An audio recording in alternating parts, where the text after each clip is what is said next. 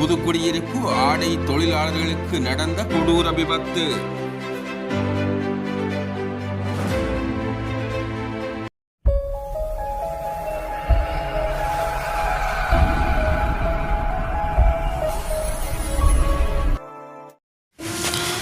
குருநாகல் அனுராதபுரம் பிரதான வீதியின் தலாவை போலீஸ் பிரிவுக்கு உட்பட்ட ஆடை தொழிற்சாலை வேன் ஒன்றும் லொரி ஒன்றும் நேருக்கு நேர் மோதுண்டு விபத்துக்குள்ளாகிய சம்பவம் ஒன்று இன்றைய தினம் பதிவாகி உள்ளது.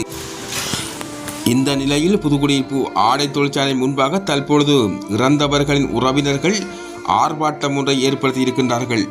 அதே இடத்தில் புதுக்குடியிருப்பு முல்லைத்தீவு மாவட்ட போலீஸ் அதிகாரிகள் ஆயிரக்கணக்கானோர் குவிக்கப்பட்டிருக்கின்றார்கள்.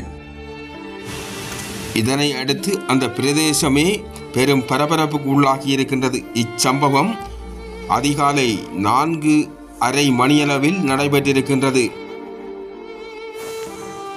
இச்சம்பவமானது புதுக்குடியிருப்பு ஹைட்ராமினிக் ஆடை தொழிற்சாலையிலிருந்து அவர்களுடைய தொழில் சம்பந்தமாக ஆடைகளை ஏற்றி சென்ற வேனிலிருந்து சென்றவர்களை இந்த லொரி மோதுண்டிருக்கின்றது. இந்த லொரி மோதுண்டதிலே இந்த 4 பேரும் மரணமடைந்துள்ளதாக செய்திகள் தெரிய வருகின்றது. விபத்தில் மேலும் 3 படுகாயமடைந்துள்ளார்கள். அவர்கள் தற்சமயம் அவசர சிகிச்சை பிரிவுக்காக அனுராதபுரம் தலாவ வைத்தியசாலையில் அனுமதிக்கப்பட்டுள்ளார்கள். அதே நேரம் லொரியின் சாரதியும் கைது செய்யப்பட்டிருக்கின்றார். மேலதிக விசாரணைகளுக்காக தலாவை போலீசார் மேற்கொண்டு வருகின்றார்கள்.